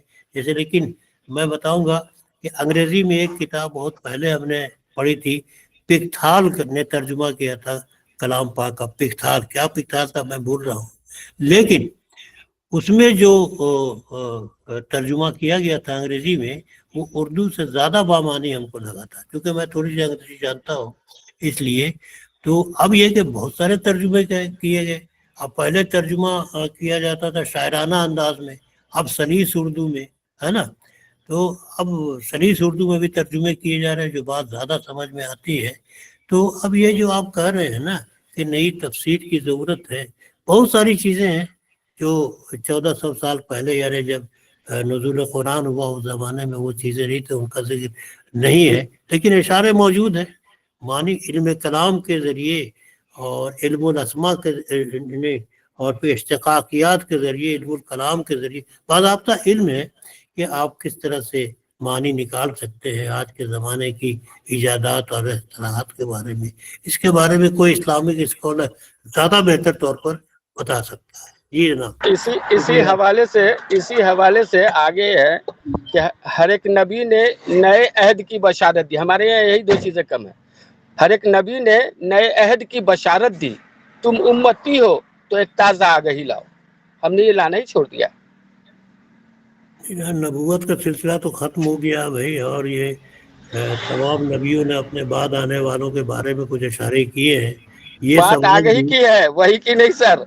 नहीं, ये सवालात जो है ना, मैं फिर से कहूँगा कि बड़े नाजुक सवालात हैं, और जब तक मजहबियात पर पूरा दखल नहीं हो आलिमाना, तो इस पर कुछ गुफ्तगू करना बड़ा मुश्किल काम है ना। सिर्फ महदूद मुताले की बुनियाद पर तबसरा करना मुनासिब नहीं है, क्योंकि ज़रा सा ऊंच नीच हो जाए तो कुफ्र हो जाएगा, है ना। इसलिए परहेज करना चाहिए। बिल्कुल बिल्कुल। और बहुत शानदार, बहुत शानदार, बहुत डरने की बात है। अल्लाह उसके रसूल से ताल्लुक रखने बातों में बहुत डरने का मकाम है ये। बिल्कुल बिल्कुल सही कहा सर। हाँ, बहुत डरने का मकाम है। 1400 साल दूर है, हम उन नजाकत को समझने में खासिर हैं, खासिर। बात करिए मुदस्सिर मजीद से। सही सही, बिल्कुल सही कहा सर। अस्सलाम वालेकुम। जी भाई साहब। अस्सलाम वालेकुम सर। सर फैजान अशरफ बोल रहा हूँ रामपुर से। सर मेरी आवाज आ रही है सर आपको? जी आ रही है, आप बताएं। सर मैं फैजान अशरफ बोल रहा हूँ रामपुर से। मेरा सवाल ये है, ओरिएंटलिज्म के हवाले से आपने जितनी बातें कही बड़ी छोटे सवाल कीजिए, मैं भूल जाता हूँ फिर। जी सर, छोटा सा सवाल है, मुख्तसर सा। आपने इल्म दीन के हवाले से बातें कही कि हमें सही इल्म दीन सीखने की जरूरत है। और सर मेरा सवाल ये है कि अब से तकरीबन 100 साल पहले मोहम्मद इकबाल ने तमाम बातें कही सुधार के हवाले से इल्म दीन में, और उन्होंने ये भी कहा कि फिरका बंदी है, कहीं और कहीं जाते हैं, क्या जमाने में पढ़ने की यही बातें हैं। या उन्होंने ये कहा कि मनफात एक है, इस कौम की नुकसान भी एक ही सबका नबी, दीन भी, ईमान भी एक। लेकिन आज हम देख रहे हैं सर कि इतने दिनों के बाद भी और इतनी इस्लाह के बाद भी तमाम मुफक्किर दुनिया में और मुसलमानों की इस्लाह करते रहे और चले भी गए, दार फानी से कूच कर गए, बावजूद इसके हम और ज्यादा गिरावट आ रही है, चाहे वो अखलाकी एतबार से हो या मजहबी एतबार से भी हो। दुनिया की, आपने कह ही दिया था कि बदतरीन कौम आज दुनिया में हो गई है हर एतबार से, जिसे मजबूत इस्लाम का किला पाकिस्तान कहा जाता है। पूरी दुनिया के जराइम एक तरफ, और उस मुल्क में जो जराइम हो रहे हैं वो अकेले हैं कि वो सारे काम हो रहे हैं, सारे गुनाह हो रहे हैं। तो आम मुसलमान के हवाले से मैं ये जानना चाहता हूँ कि वो क्या करे और कहाँ जाए, कहाँ से सही इल्म दीन सीखे, क्योंकि लोगों ने अपने अपने मैयार, अपने अपने फिरके, अपनी अपनी जमातें खड़ी कर ली हैं और एक माइंड सेट बना लिया है कि या तो हम बरेलवी हैं, देवबंदी है, अहले हदीस हैं। और पूरी दुनिया के मुसलमानों का हाल यही है, यकसुई और वहदानियत उनमें, और ये चीजें आज दिखाई नहीं दे रही। तो वो कहाँ जाए, कहाँ से सही इल्म दीन सीखे आम मुसलमान? नहीं, देखिए, एक बुराई जो है ایک برائی جس کی طرف علامہ نے کا ذکر کیا، علامہ نے کہا ہے کہ یوں تو سید بھی ہو، مرزا بھی ہو، افغان بھی ہو، تم سبھی کچھ ہو بتاؤ تو مسلمان بھی ہو، مسلمان ہے نا؟ بھی بالکل صحیح، ایک بالکل سب صحیح سے سر۔ بڑی برائی جو ہمارے اندر آ گئی ہے وہ فرقہ بندی کی ہے، ذات پات کی لانا، جبکہ اسلام میں ذات پات کا کوئی تصور ہی نہیں ہے نا؟ بالکل نہیں یعنی نہ، رسول اللہ صلی اللہ علیہ وسلم نے کا جو حجۃ الوداع کے موقع پر جو خطبہ ہے اس میں بتانے کی ضرورت نہیں ہے، تھوڑا سا پڑھا لکھا مسلمان بھی جانتا ہے کہ کسی بھی عربی کو اجمی پر، گورے کو کالے پر، یا امیر کو غریب پر کوئی فوقیت نہیں ہے، لیکن ہم اسی بنیاد پر اپنے سماج کو بنا رہے ہیں، ہے نا؟ ایک تو ذات پات ہم نے بنا لیا ہے، امیر غریب بنا لیا ہے۔ اب ہمارے یہاں ایک چیز بتائے کہ میری زندگی جموں کشمیر میں گزر رہی ہے 50-60 سال سے، اب یہاں مثال کے طور پر شادیوں میں دیکھتا ہوں کہ بڑی زبردست دعوتیں ہوتی ہیں، دعوتوں کے بعد بڑے بڑے برتنوں میں، جس کو ترامی کہتے ہیں، کم سے کم ایک بار میں 5 کلو چاول رکھا جاتا ہے اور پتہ نہیں کئی کلو گوشت، وہ اور اتنا کہ 4 آدمی ایک ساتھ کھاتے ہیں لیکن کھا نہیں سکتے ہیں۔ تو نتیجہ یہ ہوتا ہے کہ کھانا جب ختم ہوتا ہے تو گھر کے دروازے کے باہر اتنا کھانا پھینکا جاتا ہے کہ اتنا کھانا اس پورے آس پاس کے لوگ اس کو کھا سکتے ہیں۔ تو یہ جو طریقہ ہے، لوگ اس کو شان سمجھتے ہیں، اپنے لیے باعث فخر سمجھتے ہیں کہ ہمارے یہاں شادی تھی اور دروازے پر منو کھانا بیکار پڑا ہوا تھا۔ تو اس طرح کی فطریات میں ہم پڑے ہوئے ہیں۔ پھر ہمارے یہاں علاقائیت کی ایک بہت بڑی لعنت آ گئی ہے نا؟ تو اس چیز کو بھی دیکھنا ہے۔ اصل چیز یہ ہے کہ ہم تعلیم کی طرف توجہ، میں پھر کہوں گا کہ ساری جو کوششیں ہیں، یعنی رسول اللہ صلی اللہ علیہ وسلم نے جو فرمایا تعلیم کے بارے میں، وہ ہم کہتے تھے سر دھلتے ہیں، ہے نا؟ اور اب سر سید کی باتیں آپ کر لیجیے، پوری زندگی وقت کر دی انہوں نے، سب کچھ کر دیا، لیکن ہم تعلیم سے سب سے زیادہ دور ہیں۔ آپ خود اپنے محلے میں دیکھیں کہ ہمارے مذہب کے لوگ کتنے تعلیم یافتہ ہیں اور دوسرے مذہب کے لوگ کتنے تعلیم یافتہ ہیں۔ اور سب سے بڑی بات یہ کہ ایک دو چیزیں اور ہیں، مطلب خود رسول اللہ نے تجارت کی، ہم تجارت کی طرف، بزنس کی طرف توجہ کم دیتے ہیں۔ اب اتنے بڑے بڑے لوگوں کے نام لیجیے، اب بڑے بڑے بزنس مین، ہے نا، اڈانی امبانی فلاں چیلا، یہ وہ، مشکل سے ایک آدمی پریم جی کا نام ہندوستان میں آتا ہے جو بزنس مین ہے، بہت بڑے بزنس مین۔ اسی طرح سے بہت کم لوگ ہیں جنہوں نے تجارت پر یا بزنس پر توجہ دی ہے، اور ہمارے یہاں زیادہ سے زیادہ چھوٹی موٹی دکانیں کر لیتے ہیں، اور جو کماتے ہیں گوشت کھانے میں خرچ کر دیتے ہیں، ہے نا؟ تو ہم نے تو اپنے دسترخوان کو بہت قیمتی بنایا، لیکن علم کو بہت ہی حقارت کی نظر سے دیکھتے رہے۔ عام طور پر آپ یہ دیکھیے گا نچلے طبقے میں کہ تعلیم دینے کا کوئی رواج نہیں ہے، ایک عام رویہ ہو گیا ہے کہ پڑھ لکھ کے کرے گا کیا؟ تو کسی کو پنکچر بنانے میں لگا دو، کسی کو موٹر میکینک بنانے میں لگا دو، کسی کو درزی کا کام سکھانے میں لگا دو۔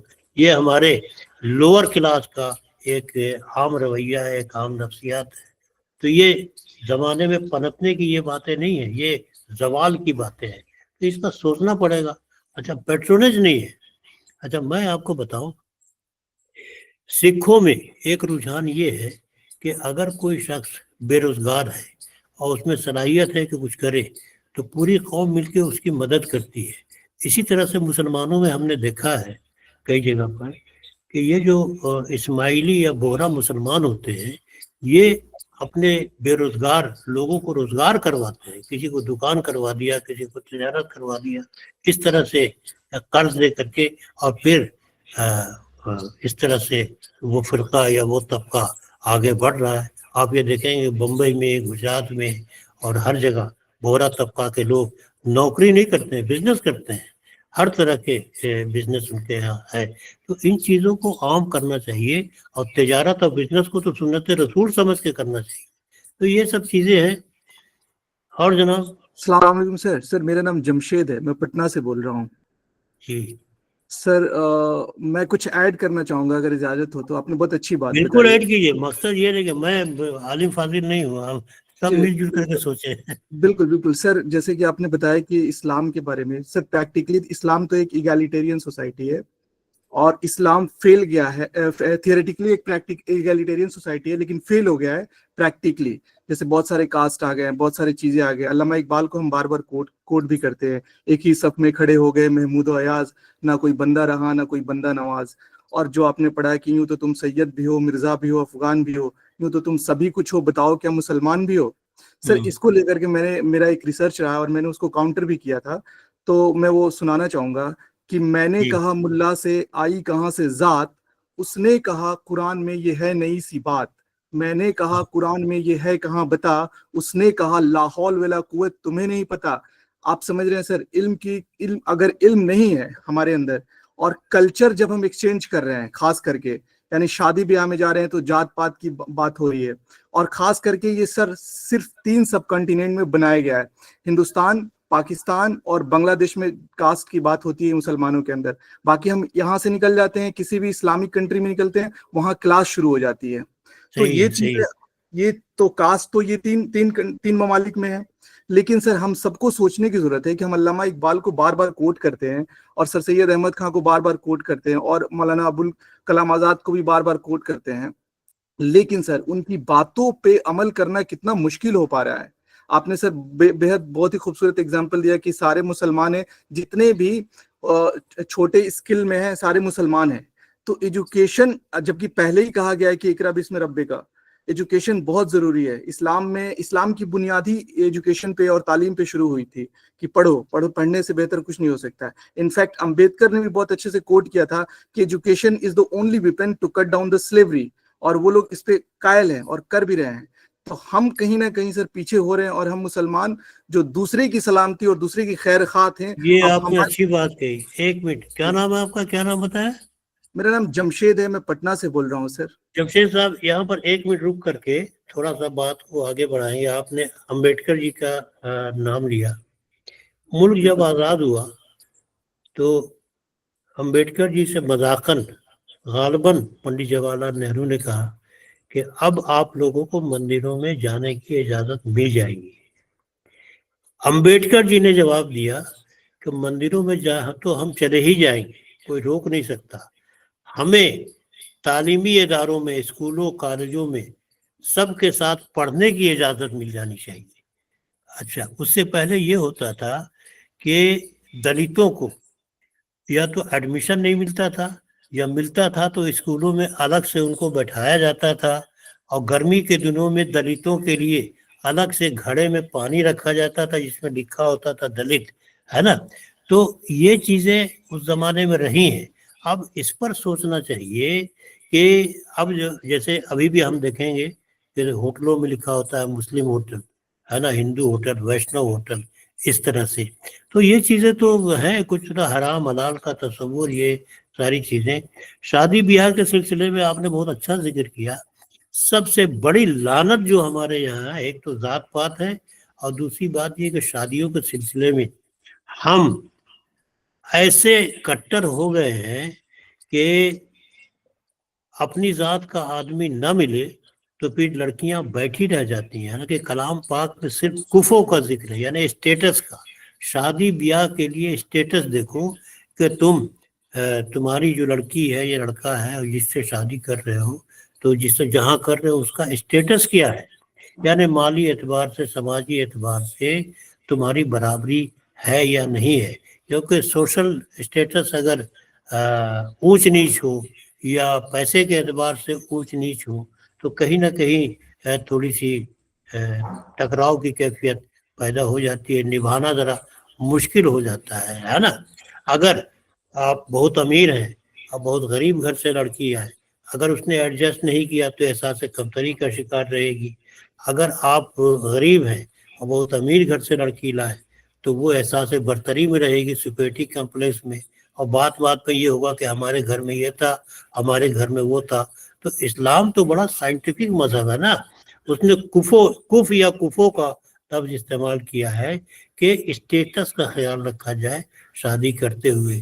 तो हम 2-3 चीज़ों पर अगर ध्यान दें, तवज्जो दें, और इस सिलसिले में जो हमारे मदरसे हैं, चाहे वो देवबंद हो, चाहे ندوہ ہو یا اور جو دوسرے ہیں، یا آپ کے یہاں پٹنہ میں پھلواری شریف میں جو ہے، ان کے علماء سے بات کریں کہ اس میں کیا کرنا چاہیے. دیکھیے اب سوچنا پڑے گا. اب جدید دور میں جینے کے جدید طریقے سیکھنے ہوں گے اپنے ایمان پر قائم رہتے ہوئے. تو اب کون سی بتائے گا؟ یہ ہم آپ نہیں کر سکتے ہیں جن کو مذہب کا زیادہ علم نہیں ہے، لیکن جو ہمارے علماء ہیں جو بھی ہیں ان سے مشورہ کر کے ہم سیکھ سکتے ہیں کہ ایسی کیا صورت نکالی جائے کہ ہم اپنے دین پر بھی قائم رہیں اور جدید طور پر جینے کے لائق بھی اپنے آپ کو بنا سکے. جی جناب، اور بات کو آگے بڑھائیے اسی طرح سے. سر میرا نام ڈاکٹر عارف ہے، السلام علیکم. میں الہ آباد سے بول رہی ہوں. سر کیا ہمارے علماء ان سب چیزوں سے واقف نہیں ہیں؟ وہ تو خود واقفیت رکھتے ہیں، تو اس ضمن میں وہ کیوں کوئی حتمی قدم نہیں اٹھاتے؟ یہی تو مسئلہ ہے. جی یہی تو مسئلہ ہے کہ جن کو ہم علماء سمجھتے ہیں جی ان کے پاس علم ہے ہی نہیں ہے نا. اب یہ بھی ڈھونڈنے کی نہیں. بات ہوگی اب کون ہے جی عالم، کون ہے اس زمانے میں آپ، ہے نا. ابوالکلام آزاد کے بعد پھر یا آپ کہہ سکتے ہیں کہ جماعت اسلامی کے جو مولانا مودودی تھے ان کے بعد، یا پھر ابھی جمعیت علماء کے جو ہے وہ عالم ہیں، یا اس کے بعد مولانا وحید الدین خان کے بعد اب کون ہے جس کو عالم کہا جا سکے؟ علی میاں تھے، ان سے رجوع کرتے تھے لوگ، کر سکتے تھے. آج کون ہے؟ یہ تو بہت بڑا مسئلہ ہے ہمارے لیے کہ عالم کون ہے. عالم ہے ہی نہیں ہے کوئی، یا ہوگا تو ان سے ہم واقف نہیں ہیں، تو کن سے پوچھا جائے؟ تو اس کا طریقہ یہ ہے کہ براہ راست خود مطالعہ کریں، براہ راست خود مطالعہ کریں کہ کس مسئلے پر کیا ہے. اب تو کلام پاک کی ایسی شرح لکھی گئی ہے جن میں موضوع کے اعتبار سے بتایا گیا ہے. مثال کے طور پر بزنس آپ کو دیکھنا ہے تو کیا طریقے ہیں وہ آپ کر سکتے ہیں. شادی ہے اور دوسری چیزیں ہیں، تو اس پر تو کتابیں موجود ہیں، پڑھنے والے نہیں ہیں، ہم پڑھتے نہیں ہیں، ہے نا. تو باقی علامہ نے جو کہا کہ قوم کیا چیز ہے، قوموں کی امامت کیا ہے، یہ کیا جانے دو رکعت کے امام. تو ان کو تو چھوڑ دیجیے، ان کو تو چھوڑ دیجیے، ان کو تو یعنی زیادہ تر یعنی بحیثیت مجموعی سب کو نہیں کہا جا سکتا. سر کہیں نہ کہیں تو یہ پیشوائی کر رہے ہیں، تو اس وجہ سے مطلب کیا ان کو بھی ضرورت نہیں ہے اس بات کی طرف متوجہ ہو؟ نہیں، ان کو بھی تو پڑھنا چاہیے نا. آپ جی جیسے ہم لوگ جاتے ہیں مسجدوں میں جمعہ کی نماز پڑھنے کے لیے، تو یعنی کوئی بہت سمجھداری کی یعنی ویژن کی بات تو کم ہی ہوتی ہے نا. قصے کہانی جی سنا جی دیتے ہیں، وہ کیسے ہوا ویسے ہوا، یہ سب جی جی وہ تو واقعات. اس کی بھی اہمیت ہے. وہ جو جی واقعات ہیں ان کی بھی اہمیت ہے، ان جی سے بھی بہت جی کچھ سیکھتے ہیں. لیکن مثال کے طور پر کوئی آدمی ٹرین میں جا رہا ہے، اس کے ساتھ صرف مذہب کی بنیاد پر کوئی حادثہ ہو جائے، ایسے میں کیا کیا جائے؟ سمجھ گیا نا. تو ان چیزوں کو سمجھنا چاہیے. اب جیسے میں آپ کو بات بتاؤں، مسجد میں جائیے تو امام جہاں پر کھڑا ہوتا ہے ممبر پر، اس کے ساتھ ہی ایک لاٹھی ہوتی ہے. آپ کہیں مسجد میں جائیں تو غور کیجیے گا. اچھا، وہ لاٹھی رکھنے کا ایک مقصد ہے. مقصد یہ ہے کہ اگر خدا نہ خواستہ جمعہ کی نماز پڑھ رہے ہیں آپ یا کسی بھی وقت کی، اور دشمن آپ پر حملہ کر دے، تو یہ امام کا پہلا فرض ہوتا ہے کہ وہ لاٹھی لے کر نکلے، ہے نا. یہ بڑا سمبولک چیزیں ہیں. اسی طرح سے بہت چھوٹی چھوٹی باتیں جن کو ہم نہیں جانتے ہیں، ہے نا. جی بہت سارے جی ہمارے گھر ایسے ہیں جہاں بچہ پیدا ہوتا ہے تو آدمی کو پوچھنا پڑتا ہے اب اذان کون دے گا. جی جی بالکل بڑی صحیح کہا. مشکل سے ملتا السلام ہے. علیکم ورحمۃ اللہ. میں عملی طور پر بتا رہا ہوں آپ کو. السلام علیکم. جی ہاں، چلیے بہرحال. السلام علیکم. وعلیکم السلام. وعلیکم السلام. میں سید اقبال کشمیر سے بول رہا ہوں. ابھی آپ یہاں کے جو ہے نا ہاں دعوت بولیے کا نا. تذکرہ کر رہے تھے. اگر ہمارے یہاں جو ہے وہ جی تسلی بتائیے. ہی نہیں ہوتی ہے جب مہمان آتا ہے کہ ان کو کھلایا جائے. یہ تو ایک ضمن بات تھی. دوسری بات جو اس حوالے سے جو ہے نا ہمیں میری ایک بات اس میں ایڈ کر دیجیے گا کہ دارالعلوم ندوۃ العلماء کا ایک وہ نعرہ ہے، خزما صفا و دامہ قدر. ہر ایک جی فرقے جی میں جی جو اچھائی ہے اس کو ہمیں لینا چاہیے، اور جو لگتا ہے بہت کہ صحیح، نہیں وہ قرآن اور حدیث سے ٹکراتی بہت ہے صحیح. تو اس کو خاموشی کے ساتھ چھوڑ دینا چاہیے. اور دوسری بات یہ ہے کہ ہمارے اندر ایک बड़ी मुसीबत ये हुई है कि हम एक दूसरे को बर्दाश्त ही नहीं कर पाते हैं। हम बातों से एक दूसरे से इतने दूर हो जाते हैं कि न उसकी बात फिर सुनने के लिए तैयार होता है कोई, न यहाँ की बात सुनने के लिए तैयार होता है कोई। तो कम से कम जो है ना हमारे अंदर जो है ना एक वो बर्दाश्त का मादा और एक दूसरे को कबूल करने का मादा जो है ना पैदा होना चाहिए। उसी से बातें सुलझती है, तो उसी से बात जो है ना आगे बढ़ती है। बहुत बहुत सही फरमाया डॉक्टर साहब, मैं इत्तेफाक करता हूँ आपकी बात से। जी सर, अस्सलाम वालेकुम सर। अस्सलाम वालेकुम वरहमतुल्लाहि वबरकातुहू। जी भाई साहब फरमाइए। जी सर, हम यही कहना चाह रहे थे, हम आप हाजी कहाँ से बोल रहे हैं मैडम? हाजी महदी बिन फारूकी, महाराष्ट्र। अच्छा, बहुत महाराष्ट्र से, बहुत अच्छा, बहुत अस्सलाम वालेकुम। सर, बताइए। आपने जो जुमा के खुतबे की बात कही, तो हम उसमें ये कहना चाह रहे हैं, एक बात ऐड करना ये चाह रहे हैं कि हमारे जो मौज़ूआत हैं ना, जुमा के खुतबे की हो या फिर बयानात हो, हमारे उलमाए दीन के हों या पेश इमाम साहब के हों, तो उनके मौज़ूआत उन्होंने मौजूदा दौर को लेकर लेने चाहिए। आज के जो हालात हैं हमारे, आज की जो सिचुएशन, आज की सिचुएशन रहती है भाई, झगड़े फसाद का माहौल है, दहशतगर्दी का माहौल है, मोबाइल के नुकसानात हैं, नौजवान को इससे आगाह करवाना चाहिए। और हमारे उलमाए दीन सिखाते हैं कि नाखून किस तरह से तराशना चाहिए। ठीक है सर, ये बात सही है कि हम इससे आगाह होना जरूरी है, लेकिन आज की जो हालात हैं इससे हमारे नौजवान नावाकिफ हैं। और हमारे जो बच्चे जो तालीम से कोसों दूर हैं, जो रोजाना मेहनत मजदूरी का काम करते हैं, हमारा जो इलाका महाराष्ट्र में मराठवाड़े का इलाका है, तो थोड़ा सा इलाका भी है, और यहाँ पर तालीम याफ्ता लोग भी हैं, लेकिन इस तरह का मेयार सिटीज में रहता है, शहरों में, उसकी बनिस्बत तालीम। तो हम ये चाह रहे हैं कि भाई, हम काफी अरसे से, हमने मौलाना से भी बात की है, हमारे जो इमाम साहब यहाँ के मोहल्ले के, कि मौलाना आपके मौजूद को आप चेंज कीजिए, ऐसे मौजूद जो बर्निंग समझो, ऐसे मौजू हैं जिनकी वजह से हमारे माशरे की इस्लाह हो सके, और ये इस्लाह की जिम्मेदारी हमारी बनती है ना सर। जी। ठीक है, हम दीनी उलूम नहीं है, हम कोई आलिम दीन नहीं है, लेकिन कोफ्त होती है सर ये माहौल को देख कर के, बच्चे दिन रात 2-2, 3-3 बजे रात तक सर हर कोई ऑनलाइन है। डर लगता है फोन को, किसी को अगर दिन की बात, किसी को फोन करना है 5 बजे तो घबराते फोन करना पड़ता है, और 3 बजे रात को हम फोन कर सकते हैं। तो आज जो हालात हो चुके हैं, तो इसमें थोड़ा सा हम ये चाहते हैं कि मौलाना मौजूदा टाइम मिसाल के तौर पर अच्छी बात कही। सुनिए सर, अब एक यहाँ मिनट, पे अगला सेशन अब शुरू होने वाला है। देखिए, महाराष्ट्र तो बड़ी तरक्की याफ्ता जगह है और हमारा फाइनेंशियल कैपिटल है। असल में देखिए, सिर्फ मदरसे बना देना और वो करना, वो ठीक है, वो भी ज़रूरी है, लेकिन इन मदरसों में ऐसी चीज़ें भी सिखाई जा सकती हैं जिससे बच्चे कुछ कमाने के लायक हो सके, है ना। रोजगार देने वाले जो तालीम, रोजगार देने वाली तालीम, जो तरबियत है, उसकी भी गुंजाइश निकाली जा सकती है।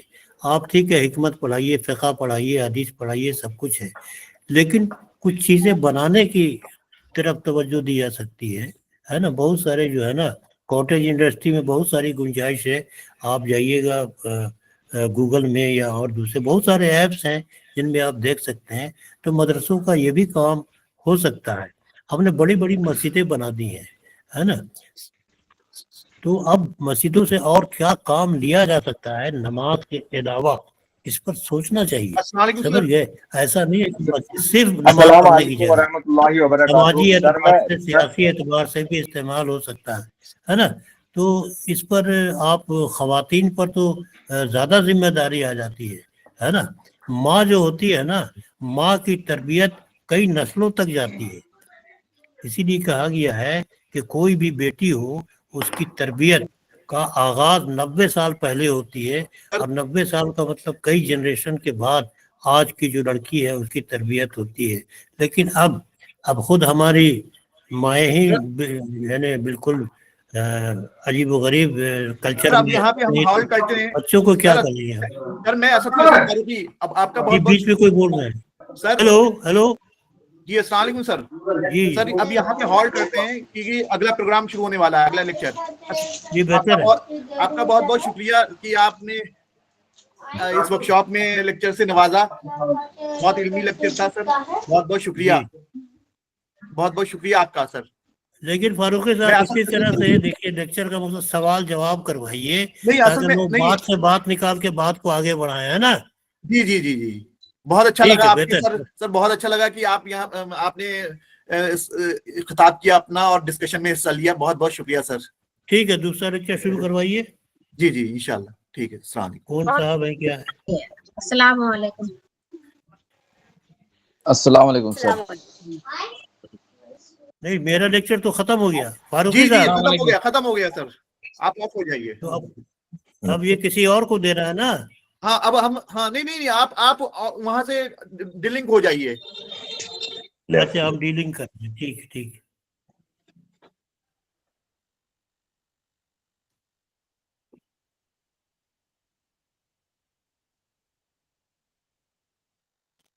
मुझे एक बात कहनी थी।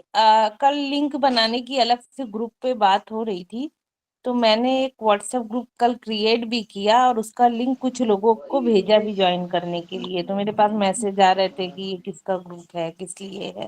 तो जो ज्वाइन करना चाहे वो ज्वाइन कर ले। और अभी सबको ऐड नहीं किया है, तो क्या मैं लिंक यहाँ पे शेयर कर दूं? क्योंकि नहीं सबको नहीं, बैठ के हाँ बेहतर नहीं होगा इसमें, उसमें जो है ना। अच्छा, तो सर हाँ ऐसा उसको, हो सकता है जिन लोगों को गया हुआ है वो लोग आपस में शेयर कर ले लिंक को, तो सब लोग ज्वाइन कर लें। हाँ वो तो खैर है, बेहतर है। नहीं, बेहतर है कि आप शेयर कीजिए ताकि सभी लोगों को मालूम हो जाए। नहीं, इसमें जो लिस्ट आई है ना, जी जी HR जो लिस्ट आई है उसमें सारे लोगों का नंबर है। तो जैसे हम लोग पहले, नहीं उसमें सर जो हमारे ओके स्पीकर्स है ओके उनका ओके नंबर और ओके मेल है। ओके। मैंने खोल के देखा था, तो उनको पार्टिसिपेंट्स प्लीज, मैम प्लीज देखिए, क्लास दूसरी स्टार्ट हो रही है, रिसोर्स पर्सन आ चुके हैं। आप लोग प्लीज अब प्लीज इसको डिस्कशन को ओवर कर दीजिए, इसको बाद में जी बात जी सर। करेंगे।